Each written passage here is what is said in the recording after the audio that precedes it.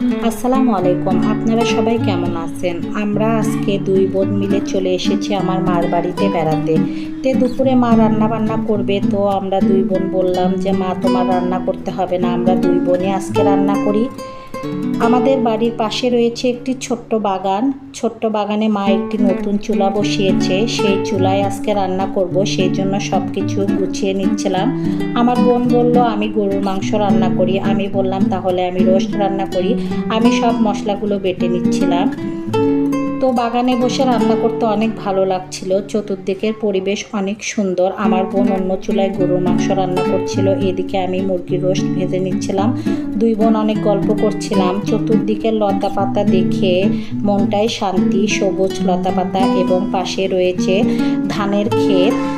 তো আজকে অনেক মেঘ করেছে। আমার দুই মেয়ে এবং আমার ভাগ্নি বলছে খালামণি আম্মু আজকে একটু গোসল করব বৃষ্টিতে।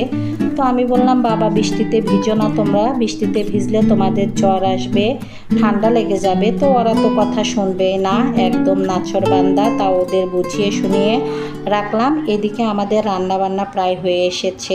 রান্নাবান্না শেষে আমরা খাওয়া দাওয়া করলাম। খাওয়া দাওয়া শেষে বারান্দায় চলে আসলাম। আমার মেয়ে বৃষ্টিতে হাত ভিজাচ্ছিল, দেখে অনেক সুন্দর লাগছিল। এবার চলে গেলাম স্কুল মাঠে বেড়াতে বিকালে। আমার দাদার এই জায়গার পর একটি মসজিদ এবং একটি স্কুল রয়েছে। মসজিদের পাশেই রয়েছে আমার দাদা দাদির কবর।